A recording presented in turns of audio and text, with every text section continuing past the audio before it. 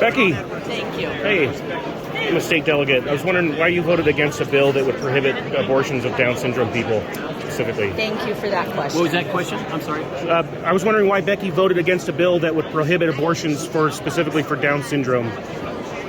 Yeah.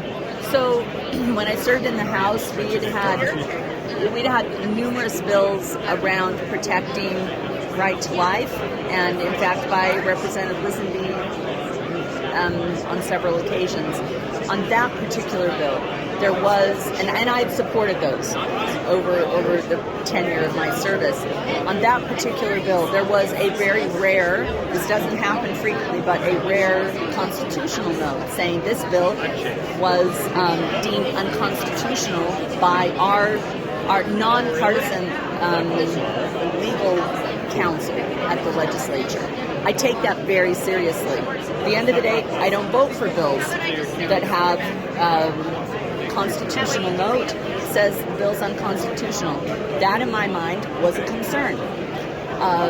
It doesn't matter what my personal beliefs are on an issue. If the piece of legislation is unconstitutional, when it comes to my vote, I'm going to always be a no. The bill passes out of the House committee and off the House floor, and there were a handful of other Republicans, several attorneys who had the same concerns that I was talking to Representative Nielsen, Representative Hall, and others that we were like saying, listen, maybe they will go to the Senate and they'll be able to make some amendments.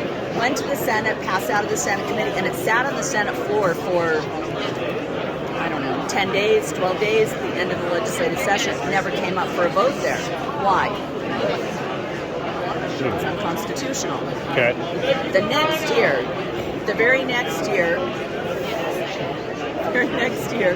they Representative Lisenby brought the bill back as a trigger bill. It did not receive a constitutional note, and the bill passed out of the House and the Senate. So now it will be enacted if another state who has this piece of legislation, goes to the courts and the courts rule in favor of that state, then it will be enacted here in the state of Utah. I wasn't serving during that year. So my short answer, that was my long answer. My short answer is I don't support unconstitutional bills. Mm-hmm. Another point is that of course I don't believe that what you asked and what others are saying, they're taking a vote.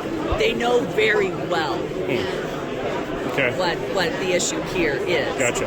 And it's a smoke screen. It's a mischaracterization of my support for that community. I probably was one of the strongest supporters of individuals with intellectual and physical disabilities. Over and over, I ran legislation for those communities and for their families and to help support them. Well, thanks for your answer. Unfortunate part of politics that you're going to see this kind of thing come up. So I really appreciate your opportunity to clarify.